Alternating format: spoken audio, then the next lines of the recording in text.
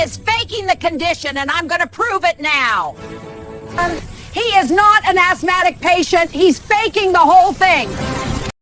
Sirens painted the cul-de-sac red, bouncing off shiny SUVs and pastel mailboxes as neighbors peeked through blinds, clutching their phones like binoculars. Paramedics shouted, "He's not moving air." And there, on the pristine lawn of Juniper Crest, lay little Milo Rohr, 8 years old, lips turning blue, clutching a crushed inhaler like it was his last hope. Looming above him was Pamela Voss, the self-appointed queen of the HOA, better known around here as Pepper Spray Peggy. Lemon cardigan, pearls, and enough ego to power a small city. "He's faking it," she hissed, waving her pepper spray canister like it was some PTA raffle prize. "That wheeze is for attention." Before we go any further, comment where in the world you are watching from, and make sure to subscribe to Silent Divide Tales because tomorrow's story is one you don't want to miss. Evan Rohr, Milo's dad, moved to Juniper Crest for peace and quiet. He kept his lawn trimmed, blinds half open, and his son's nebulizer softly humming in the window. But that tiny medical hose was enough to trigger Pamela's suburban power trip. She started small, sticky notes on Evan's door written in her signature purple ink. "Trim your rosemary into HOA-approved geometry." Funny at first, until it wasn't. Soon came long emails about unauthorized medical equipment visible from the street. Translation, "Hide your kid's breathing machine. It ruins her aesthetic." Then came the trespassing. Pamela snapping photos from his yard, taking notes like she was scouting for a documentary on how to ruin a neighborhood. She measured his trash cans with a tailor's tape. She called Milo's chalk drawings graffiti. And she even claimed his little green sign that said asthma awareness, please no harsh chemicals, was political messaging. Pamela could spot a violation in a snowstorm and still fine the snow for being too white. By midsummer, she was out at dawn with binoculars, documenting like unauthorized steam emissions from Evan's humidifier. She wasn't just obsessed, she was unhinged. Then came the day it all broke. A calm suburban morning, birds chirping, sprinklers humming, and the HOA landscapers rolled in. Pamela's orders? Spray heavy, because apparently toxic chemicals are part of community beauty. The breeze shifted, carrying that mist straight to Evan's driveway, right where Milo was playing. He coughed once, then twice. That sound every asthmatic parent dreads. Evan dropped his coffee, ran outside, knelt beside him, and raised the rescue inhaler. 1, 2, breathe. That's when Pamela marched over, clipboard in hand, sunglasses on, and that fake calm only sociopaths and HOA presidents have mastered. "No dramatics," she snapped. "Children mimic what they see." Can you believe she actually said that?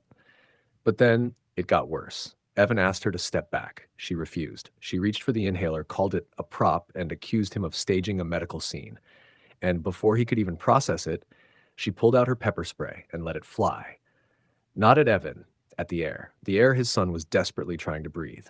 Milo gasped once, then collapsed. His scooter clattered across the sidewalk.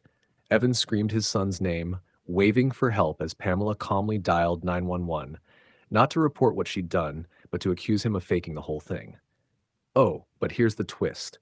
3 cameras were rolling. Evan's porch cam, 2 doorbells across the street, and the HOA's own pool feed, the same one Pamela bragged about running.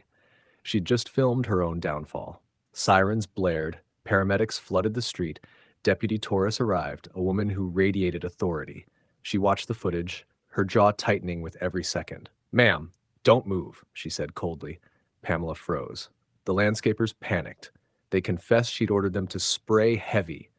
Evan just knelt beside Milo as paramedics hit him with epinephrine, whispering, "You're okay, buddy. You're okay." Deputy Torres filed an assault report on the spot and called the city attorney. Within a week, HUD, ADA, and civil rights investigators were all involved. Evan's lawyer delivered a thick folder of evidence, Pamela's emails, photos, fake rules, and recordings of her rants about medical clutter. The HOA board, they melted faster than ice cream in July. 3 members quit overnight, emergency meetings, liability panic. Nobody wanted to be seen next to Pamela anymore.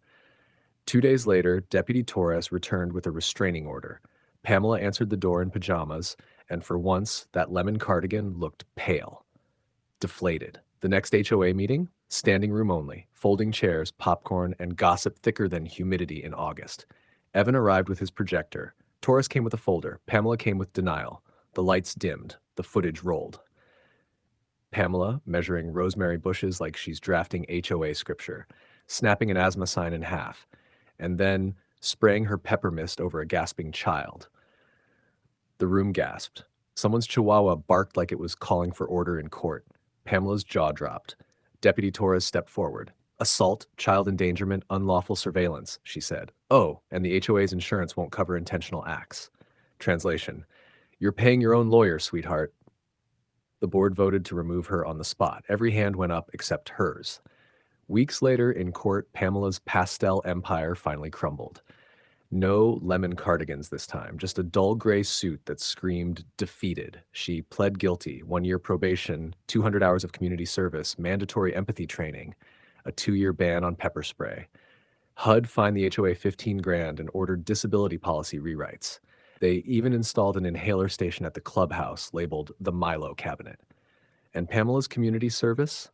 Landscaping duty, wearing a mask, posting chemical warning signs on lawns she once called unsightly. She had to photograph every sign for her probation officer. Poetic. When the judge read her sentence, Pamela's lips pressed thin. Her lemon cardigan sagged. The woman who once ruled Juniper Crest couldn't even make eye contact as the bailiff let her out. And when Evan and Milo walked past her, hand in hand, she stayed silent for the first time in months. That day, the cul-de-sac finally felt peaceful again. The lawn's still perfect, the air finally safe. And for once, nobody cared about HOA rules. Because sometimes karma doesn't just knock. It rings your HOA bell, plays the footage back, and smiles for the neighborhood watch. This has been another story from Silent Divide Tales, where karma's patience is quiet, but its comeback is always loud. Subscribe now, because tomorrow's story is one you don't want to miss.